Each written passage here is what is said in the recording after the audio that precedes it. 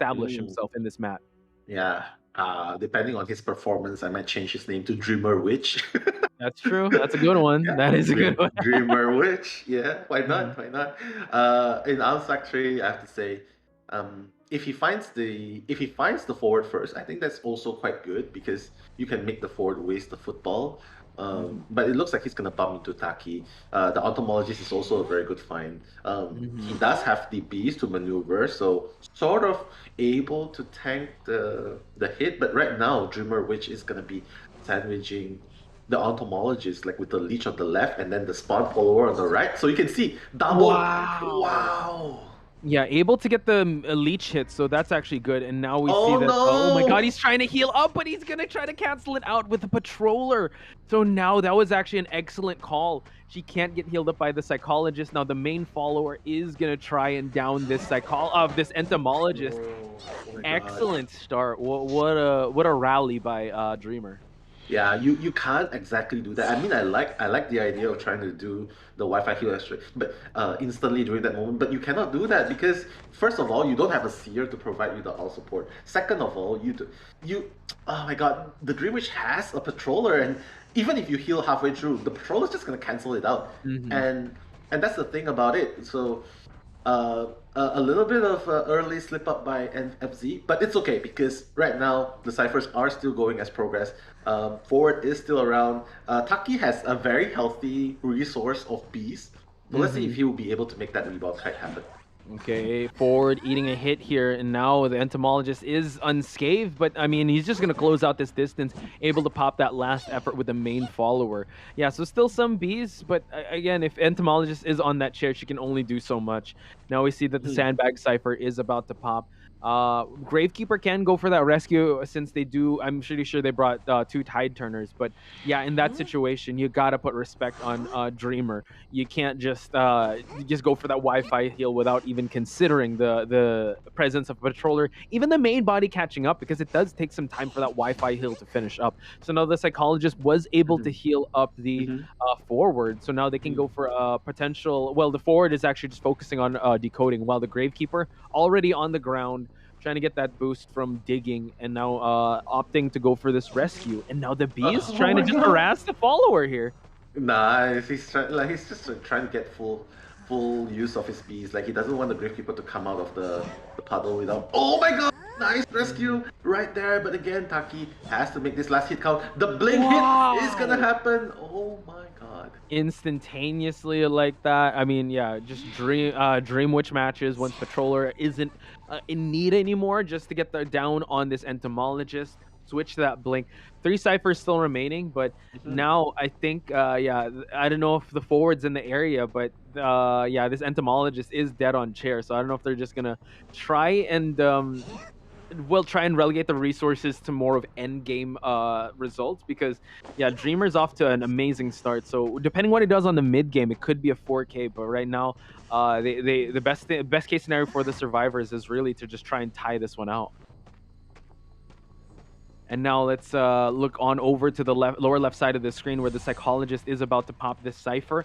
Gravekeeper on the ground here, just trying to force a hit from the follower. But at this point, Dreamer could actually just let the Gravekeeper waste that shovel. He's not decoding. He's not healing up. He is going to go down eventually. But now it seems like the main follower, the main body will leech this forward.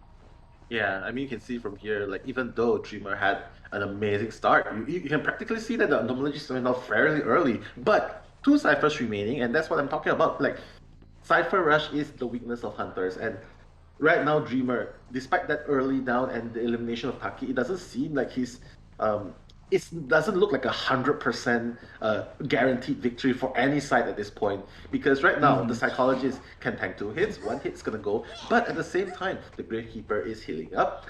Is doing the cipher. Decoding. Yeah, and the forward is also doing his cipher. I'm pretty sure he's around here somewhere. They're actually deleaching right now, so they're off ciphers. It seems like they're gonna focus on the psychologist, which honestly is a great down, because she's not gonna have the easiest rebound kite. She needs to rely on the support. But now we see that Sarah is just running around the map here while the Gravekeeper is about to pop that cipher. So it seems like they're opting for a tie game here if the tension will be in the air come late game. Yeah, you can see that the host was so far away, which is why Sarah was running a marathon race there, and he got out of the range of the host. So Dreamer has to give up on Sarah, but right now he has the sights on E-Boy and Gravekeeper right there.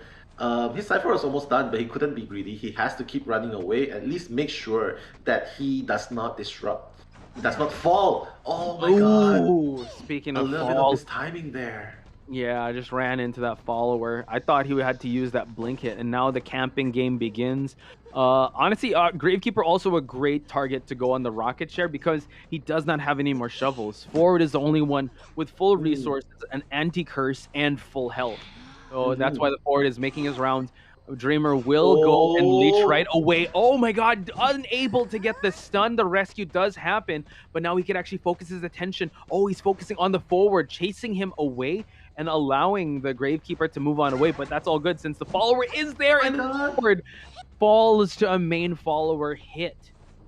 Yeah, I mean, there's nothing really much you can do there except run, use up the resources. But well, Moss still has a very healthy amount of balls. He still have more than half a ball left, so definitely can kite towards the late game. But now the Gravekeeper is the one being pursued. The blink! Oh my God! Empty blink, and now this is actually a moment they can capitalize on. If that Gravekeeper would have fallen, that would have been such a big momentum swing on the side of the Hunter. So now we do note that the Gravekeeper is deleaching, and now a basement could try and turn the favor back into the Hunter side. One Cypher still remains. It's over, I believe, at the No Man's Land area right near the shack. We do see that they are healing up, so they might actually do a bit of a trade-off here for the forward to be on his last chair. Yeah, I mean, Fusion Dreamer is doing a great job now. Like this, even though the Cypher is almost prime, you can see on the screen it's 90% prime. But because of his one move there, getting rid of the forward at the shack, he's at the basement now, so it's really hard to rescue there. They cannot do a new Cypher. Even if they do a new Cypher, it's gonna be. You can be sure that it's not gonna go well in the dungeon. Because he's gonna get hit here. See, Sarah gets hit, cannot go for the rescue anymore. The distance is too much to cover. Just like that, with one twist of event, it looks like Dreamer has the upper hand. And to be honest, it looks like a potential 4K here. Yeah. Yeah, and honestly, yeah, they're not even going to dare to go near that basement area. We do see that the Gravekeeper is about to de-leech here, and now just priming it right at the last possible second. But no, we do see that he's going to try and kite for as long as he can, but he's able to just kite for a long time for him to be able to move. Oh my God. Dreamer is now in a good spot here. Psychologist and Gravekeeper have removed their leeches. But yeah, one Cypher remaining. Both of them are injured, and now one of them will receive a leech. Yeah, nothing much can be done about that because Dreamer, besides putting the last the forward onto the basement, he also cammed the last Cypher. So yeah, you can see what happens when the last Cypher is being cammed. It doesn't even need that normal. All he has to do is just camp and then just make them waste all their resources. Psychologist, half health. Gravekeeper, half health. They cannot meet up. If they meet up, the leash is gonna follow. The spawn follower is gonna follow, and then this is to be honest, this is like 90% checkmate here. Yeah, but we do see that the Gravekeeper is opening up a chest, and now the Psychologist cannot fall here. Gonna have to survive as long as possible for him to the Gravekeeper to be in a good spot, but the Psychologist does fall. Main follower now will focus on leeching, I believe, E-Boy here. E-Boy does have a pad, a mercenary elbow pad, just to move on away, but once that pad is expelled, yeah, it's honestly, they're just, I would say the survivors are stalling at this point because of how well Dreamer has positioned himself in this map. He's guarding the Shack Cypher. He's already down the Psychologist. Maybe he wants the Psychologist to use that self-heal. E-Boy, he's going to have to open up a Cypher, but in opening that Cypher, he will open himself up to being leeched and also being sandwiched. And now, yeah, the Crows are going to come in. We do see that the Psychologist does prop back up. But yeah, it's gonna be a tough battle here for the survivors to try and turn this around to at least a one-person escape. Oh, and the blink is up as well. Ooh. Like you called out, the blink was expelled there. Psychologist fell down to the blink hit. No more self-heals for the Psychologist. The blink is already online for the first, I believe, once he's able to leech this Gravekeeper. So E-Boy's gonna have to try and prolong this win condition for him. He's gonna have to try to kite out dungeon. Yeah, he has to. Psychologist, he knows that he doesn't have any more self-heal. The pad is gonna be expanded to gain some distance, but You know what? That is this looks very inevitable for Dreamer right now because he cannot do anything here. I have to say, very great pressure coming out from Dreamer Witch there, and just like that for. So yeah, I would say a good counter on both mercenary. Batter also, like, I mean, he can just go for the hit. He's not as hard of a counter with the forward, but in the right circumstances, the batter's not even looking for the flame when he's trying to hit you with a bat. So you could actually counter him out. So we're gonna see him spawn near the water tank cipher, making his rounds, going to the triple pallet where MM and Sally are at, and I think he might actually Sally. it might be Sally that he will take his first kite. Sally, and that's exactly what Fusion wants because Sally is supposedly the best kiter in the team. So Sally is going to be taking the first kite, and oh my, dodging the flame. Dodge number one happening, but will she be able to make it outside of the pallet? Oh my god, so decisive right there. But Sally is going to get that first hit, and she's going to run back in the factory because that's where she's going to feel safe and sound. Yeah, but there's no more pallet here, so she has to be really careful because again there is a tree nearby here, and yeah, okay. I thought oh no, she jumped in without looking with the hunter. And now let's see. Yeah, Sally has to be very careful. Can tank another hit. Also, the trait the persona ability did is up down, and now the hit will connect here. At least Sally can transition towards the middle side here, but Restful Roads will close the distance easily. And now the drop pallet here, trying to go for another big swing there, but the pallet was dropped just to establish a little more distance. Would you see that the batter is here for some support? I'm all for support, but they do got to pop some ciphers here. 5 ciphers still remain. If Sally does fall and 5 ciphers still remain, this kite would be for nothing. You need to trade some ciphers with some time. And Sally now just trying to break that line of sight, being very careful where the flame will be. So Sally doing a great job. Oh my god! Wow. Okay. Nice. Yeah, I totally agree with what you say, Posh. But if we look at it on another standpoint, like if Momo is able to create enough disruptions, like we've seen this happen before in other regions, like where the batter seriously just freaking covers the entire 2-3 ciphers, and you cannot chair. You just cannot chair, and he just gets so annoyed that he starts chasing the batter instead. So. That can happen, but right now it seems like Momo is just gonna go back and finish off his cipher. He's like, okay, you know what? Let's not give the ex-boy presents because he is 2 hits away from full presents. Speaking of which, Momo, yeah, just being very careful, not extending himself too much because the Restful Road was placed near that sandbag cipher. He's trying to pop it while they're trying to go for a backdoor rescue. Bossy is also here. Might have to go for a full blood, but the flame will accelerate the distance here, not being established. And now goes for the hit on this Mercenary. Mercenary has to go for that save.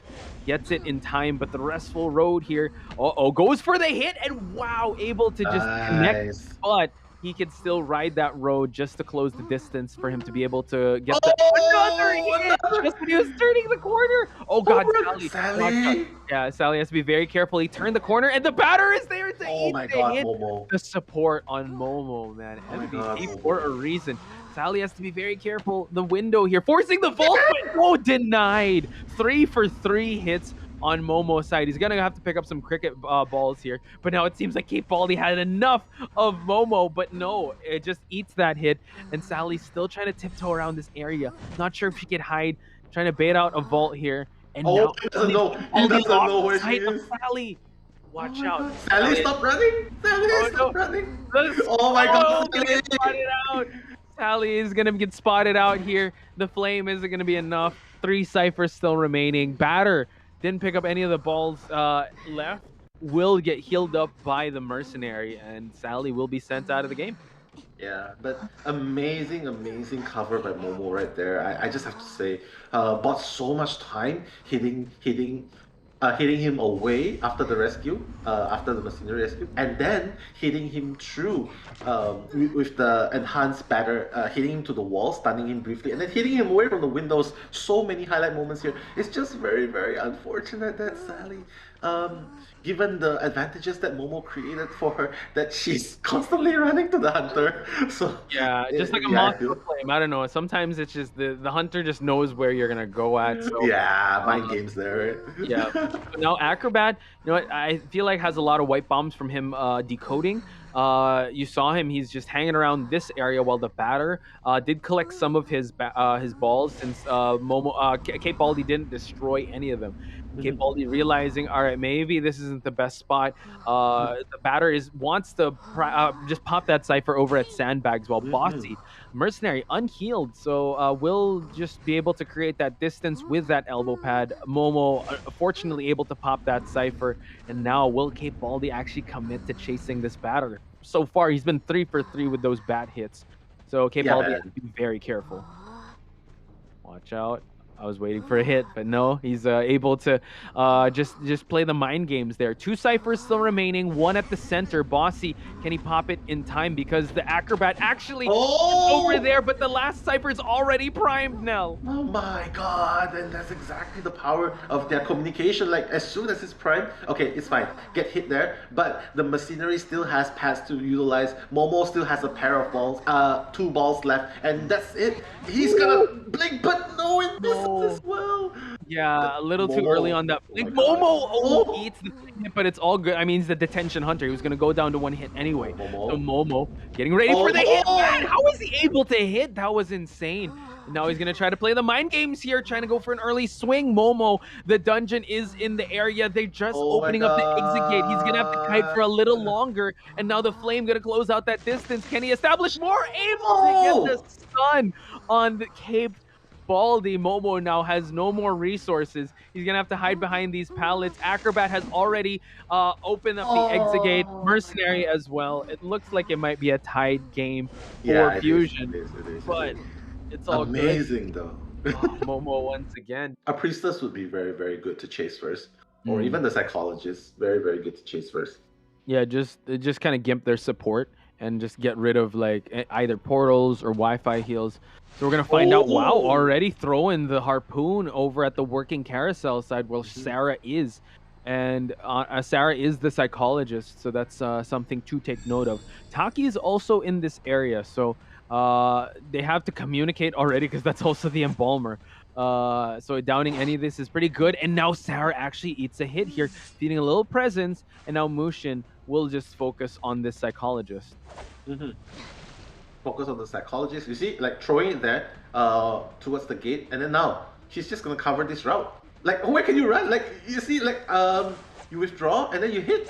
That's it. Boom. Second hit already landing.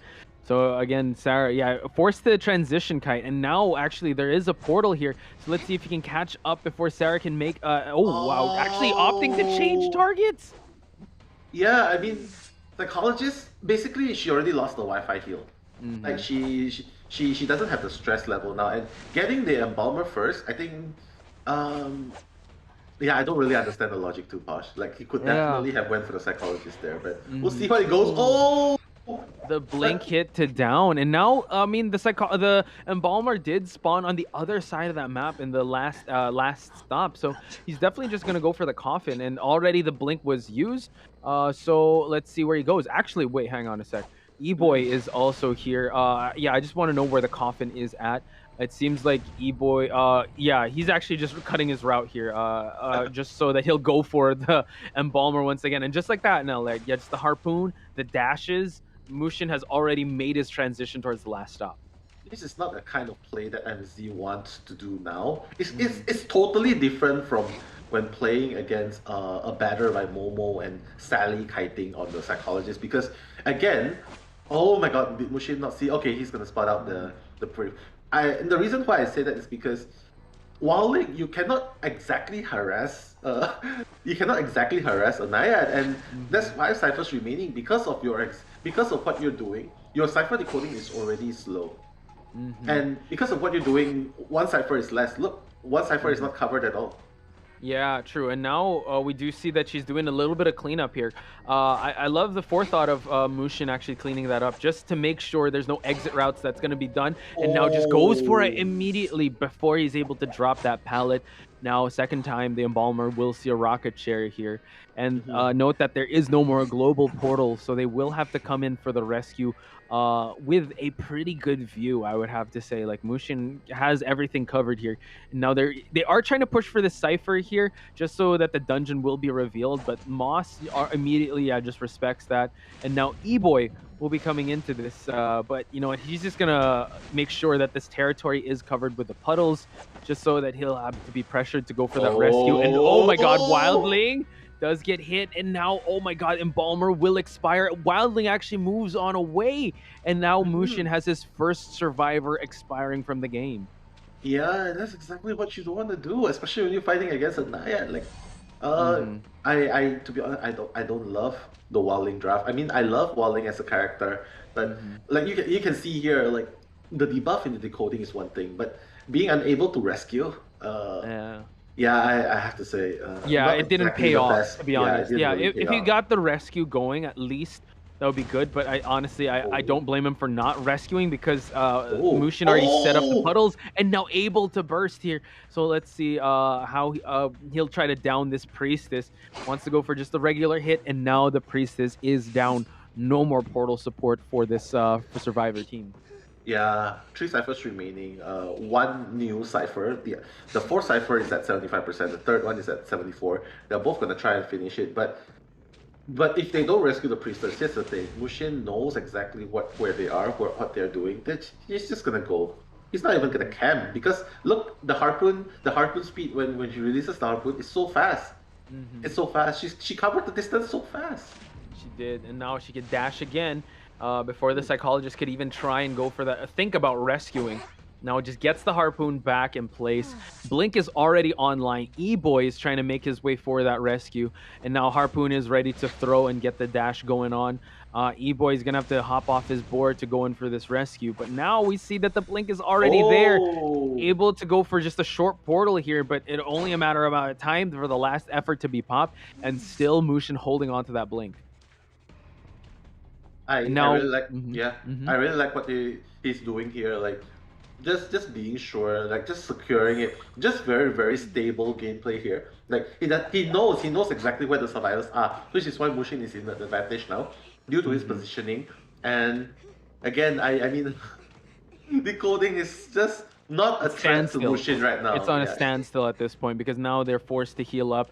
Yeah, this Naiad pick has definitely worked out. I think it really hinged on the Wildling unable to get that rescue, and also, yeah, Wildling, if you're gonna play this, you're gonna have to harass or go for rescues here. And Mushin just, you know, very focused on the survivors, I have to say, and also changing targets. I mean, Sarah was the first chase, but ran into the Embalmer and just went for the Embalmer right away. Didn't matter if the coffin was on the other side, and now Psychologist at 70% hydration here, and I hope everyone in the chat is staying hydrated here, but Sarah does not want that 70% to go up to 100. We are going to see a slight pause in deduction here, but Ed, so his last stand with a hunter that he did really make waves with, and honestly, yeah, I think Fusion kind of studied the tape yesterday. I think that's why the Perfumer did come out, and the Promised Neverland skin. I haven't seen season 2 yet, so I'm pretty sure this is spoiling me, but we are going to see Cape Baldi already not wasting any time, closing out the distance. Momo is actually in the area as well. Bossy is, I think he wants to take revenge on MM right now. Yeah, he wants to take revenge, but again, in this kind... Okay, here's the thing. He dashes in a straight line, right? So if you loop around this in this carousel, it's gonna be so hard for him to chase up. Like, I think Cape Baldi should definitely swap targets, and that's what he's doing right now, because that's not a great area to chase. True. Now he's gonna catch out Green here. Green being the acrobat. It's gonna be a little tough here. Now just dropping some pallets for him to just break, so just buys him a little time. Tries to go for the jump, but no. He was stopped by the structure here. So a hit on the side of Cape Baldi. So now let's see where this acrobat. A lot of jump spots for him to transition to, but that's the thing. He needs to be able to move towards those jump spots, but no, the structure able to actually stop Cape Baldi in his track. He will go for a quick pause here by Bossy in deduction. I just want to bring teleport. So we're going to jump right back into the match. He does get silenced off by Green. Green, at least there's some windows here that he has to work with. And now just looping around. Green, beats that hit. And now Cape Baldi has his first survivor. Teleport is online, but let's see if he does go for it. And it seems like he's going to teleport straight to Momo. Momo again, and then in this map as well. This is the worst place to chase, because you come here, it goes through, and that's the thing though. The balls actually goes through this structure. I was actually very surprised because I never knew, sorry, pardon me, but I never knew because you can actually dash through this area and you can actually hit an object here too. Through it as well. Wow, again, just creating that distance. And he's trading off these resources, which is totally fine. Acrobat is already up. A Cypher is about to finish on the mercenary side, and Cape Baldi, you know what? He did buy some time there for Cape Baldi to actually focus on the batter. Oh my god. And now Acrobat is all healed up. Yeah, because that's the thing. Even though Undead can dash and cover a great distance, but that's the thing. He only has 5 dashes available, and he used up so many against Momo, which is why he's getting back, and he actually bought a lot of time for Green to get healed up. And yeah, he's full health. How do you chase an Acrobat at this area? He's so strong at this area. Yeah, and he has a good jump spot here. Actually, he's preparing for that jump spot right now. Boom, right there. Oh, and now Cape Baldi has to walk right on over. And these tight corners, right, on just nullifying the dash. And now Sally will be the one to be chased. But this is a perfumer. She actually thrives on the single hit. So Baldi's going to have to go for like a slam hit. Now goes for the insta-perfume just so that he forces attack recovery and moves on over to some pallets here. Yeah, can see that this is going on. And the perfume as well. Oh my god, Sally showing us the kiting perfumer there. Yeah, beautiful trade-off there. Just drops a pallet again, forces another hit. Perfume's back online, forces Sally to actually go for a perfume. She can double back, forcing Cape Baldi to actually stay in place here. And now will have to eat a hit. But it's all good. 2 Cyphers remaining, and both 2 Cyphers are actually being worked on. Actually, 3 Cyphers. And now we see that the teleport is going to get popped here. Green, the Acrobat, one of the first targets here, the one to get downed, will be chased, and there is a mirror for him to actually go through. He has not changed his skill just yet. Will have to eat a hit. Now has a Flame Bomb online. Yeah, and I see the logic behind decoding 3 Cyphers simply because if one gets teleport to, at least the other 2 would be able to be primed. So that's what they're doing. Batter has finished his, and the Mercenary has primed his as well. So Cypher is primed. Yeah, can find space, and now they go for the last hit, and the pop does happen. The tension is in the air. Acrobat is moving on over to the tent area where there's a lot of pallets, but then again, he could just jump right through, and we see that he is destroying these pallets. Green needs to have the kite of his life if he wants to go for that dungeon, but no, gets the death from above. Now the Acrobat will be expiring soon, but Nell, the teleport has been already popped. It looks like the survivors are going to go for the exit gate. Can they open up it in time, though? Cape Baldi is actually just stalking his way closely. Mercenary is about to open up the gate, and it looks like it's going to be a 3-person escape on the side of Fusion. Yeah, I mean, that's basically what they actually need. Like, you can see Bossy